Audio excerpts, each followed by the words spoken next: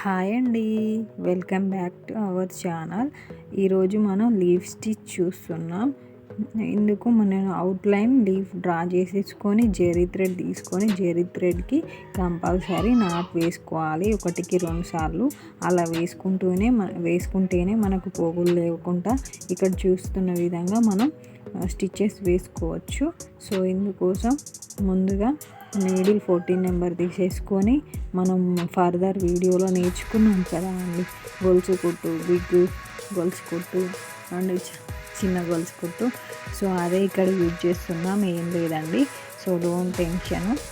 First right side పెద్ద not వేసేసుకొని start చేయాలి. ఇప్పుడు ఓకేనా, ఇక్కడ ఫస్ట్ ఒక పెద్ద గొలుసు వేసుకున్న తర్వాతకి మళ్ళీ చిన్న గొలుసు వేసుకోవాలి రైట్ సైడ్. అలాగే మిడిల్ వన్లో వేసుకొని మళ్ళీ లెఫ్ట్ సైడ్, మళ్ళీ రైట్ సైడ్, ఇలా పెద్ద గొలుసు ఒకటి, చిన్న గొలుసు ఒకటి, మళ్ళీ మిడిల్లో ఒక చిన్న గొలుసు వేసుకొని లెఫ్ట్ సైడ్లో పెద్ద గొలుసు, చిన్న గొలుసు, ఇలా కంటిన్యూస్గా వేసుకుంటూ ఫిలప్ చేసుకుంటూ టోటల్ మనం డ్రా చేసుకున్న విధంగా స్టిచ్ చేసేసుకోవాలండి. అంతే. బిగినర్స్ ఫస్ట్ టైం కొంచెం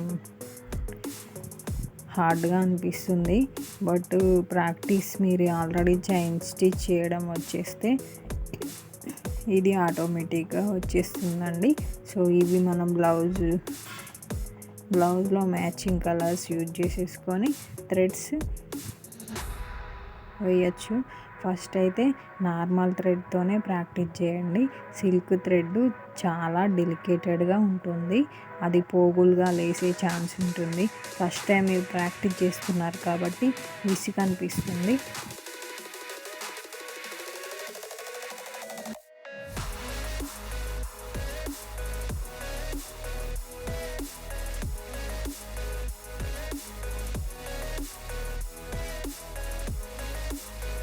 ఇక్కడ చుట్టూ కంప్లీట్ అయిపోయాక నాట్ వేసుకోవడం కంప్లీట్ అయిన తర్వాతకి చుట్టూ మనం గొలుసు కుట్టు వేసుకుంటున్నామండి. గొలుసు కుట్టు ఇలా స్మాల్గా వేసేసుకుంటే లుక్ బాగుంటుంది, లీఫ్కి ఒక లుక్ వచ్చేస్తుంది, లేదంటే బాగోదండి. సో ఫైనల్లీ నాట్ వేసుకోవాలి. సబ్స్క్రైబ్ చేసుకోండి, మీకోసం ఇంత కష్టపడి క్లాసెస్ చెప్తున్నాను. సో ఈ క్లాసెస్ ఎవరికైనా యూజ్ అవుతాయి అనుకుంటున్నాను.